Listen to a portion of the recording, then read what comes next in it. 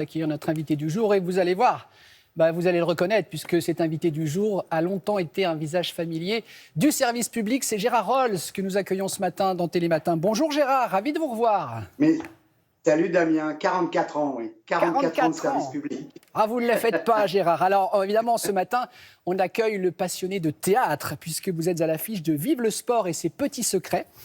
Vous interprétez donc ce spectacle au Festival Off d'Avignon jusqu'au 31 juillet. Et ce spectacle, en fait, retrace la grande histoire du sport à travers des histoires glanées dans l'intimité des champions au cours de votre carrière. Allez, quelques-uns des secrets que vous nous racontez sur scène, par exemple, Gérard. Bon, alors pas tous. Hein. Non, il faut en laisser un peu. J'explique, oui, pour vous donner envie de venir voir au théâtre actuel, là, où déjà ça fonctionne très bien. Déjà, on donne une couronne d'Olivier. Et je raconte avec force détail comment il a réussi à être champion olympique, ce qui est évidemment vérité vraie. J'ai revérifié toutes ces histoires que je raconte. Alors, exemple aussi, Damien, encore. Regardez, ça, là, on est en train de voir avec le championnat d'Europe de football, le carton rouge et le carton jaune. Ouais. Et bien, j'explique comment c'est né en 1970, avec un arbitre anglais qui en avait assez de voir la violence sur le terrain. Il y a eu des matchs boucherie, en 62 à la Coupe du Monde et en 66 aussi à la Coupe du Monde. Il est rentré chez lui en voiture, il a vu les feux tricolores et il s'est dit, mais évidemment c'est ça. Le feu vert pour passer, le feu orange pour s'arrêter et le feu rouge pour être puni, pour dire stop. Voilà, je raconte des choses comme ça.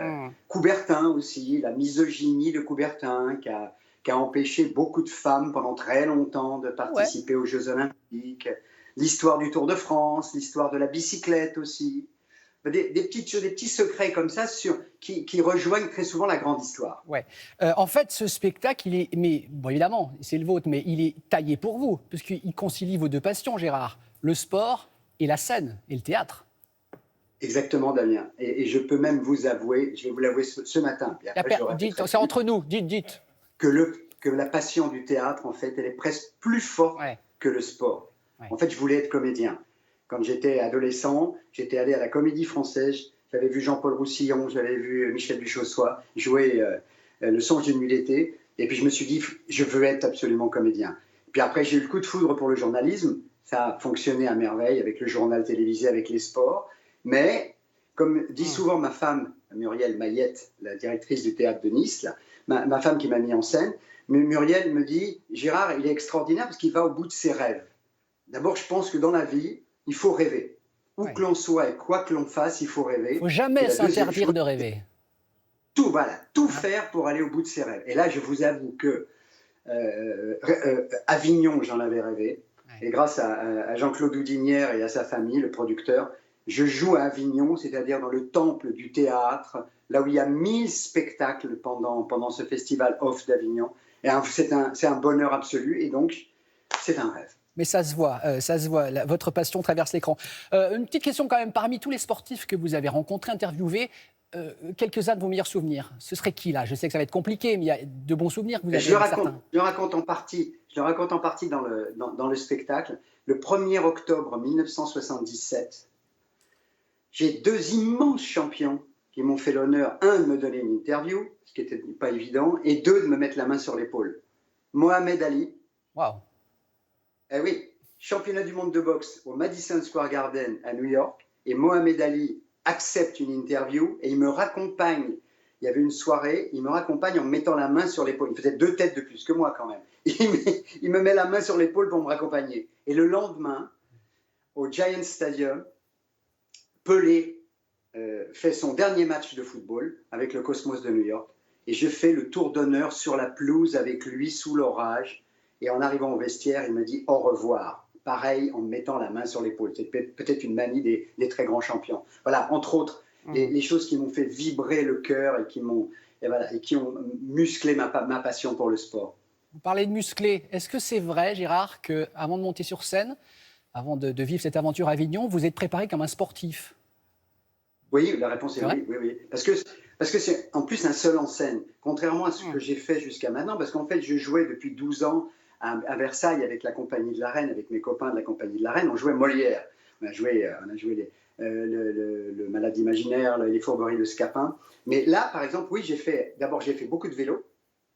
Ensuite, j'ai fait un régime, j'ai carrément pratiquement arrêté le sucre. pour pouvoir être au top de ma forme, parce qu'un seul en scène, 1h10, 1h15, c'est très difficile. C'est un marathon. Surtout à mon âge, vous savez, c'est pas facile. Hein. Bref, oui, je me suis préparé comme si c'était une grande compétition. Ouais, pour pouvoir résister, parce que je vais jouer pendant un mois. Je vais jouer jusqu'au 31 juillet, tous les jours, sauf le lundi. Ouais. Voilà, donc vous l'avez dit, c'est jusqu'au 31 juillet au Théâtre Actuel. Et puis vous venez de publier également, Gérard, les 100 histoires de légendes du foot, coécrit avec votre fils Julien, il me semble. Comment vous avez vécu l'élimination de l'équipe de France dès les huitièmes de finale de l'Euro, franchement? Je ne fais jamais de pronostic, jamais. On me l'a demandé encore sur le Tour de France récemment, mais je sentais, je ne suis pas devin, mais je sentais quand même une équipe de France un peu fatiguée globalement. Je ne les ai pas trouvés aussi en forme qu'au cours de cette dernière grande compétition, évidemment en Russie lorsqu'ils ont été à la Coupe du Monde. C'est très particulier, il y avait moins de fluidité dans le jeu. Et surtout, je pense que Griezmann, qui normalement doit être le dépositaire du jeu, pour moi c'est un numéro 10, c'est un chef d'orchestre. Mais il n'a pas pris complètement ses responsabilités sur cette Coupe d'Europe, sur ce championnat d'Europe-là. Pogba a été formidable, Lloris a été formidable, mais on les sentait un peu émoussés, voilà, c'est le mot, un peu émoussés. Gérard, vous m'avez dit que vous ne faisiez pas de pronostic, donc un petit pronostic pour la finale Angleterre-Italie. Ho visto 3 anni a Rome. Bah oui. J'ai vécu 3 années à Rome. Donc Italie. Ma mi piace una vittoria italiana. En tout cas, ça nous fait plaisir. Vous êtes dans une forme olympique, votre régime il fonctionne, le sport aussi. Vous êtes magnifique, c'est ce qu'on me dit dans l'oreillette. La régie vous salue et vous embrasse. Merci Gérard, bon festival d'Avignon. Et tous les amis de France 2 et de France 3, merci et évidemment. Et vive le sport. Et on se mobilise, mobilisez-vous. Merci Gérard. Allez.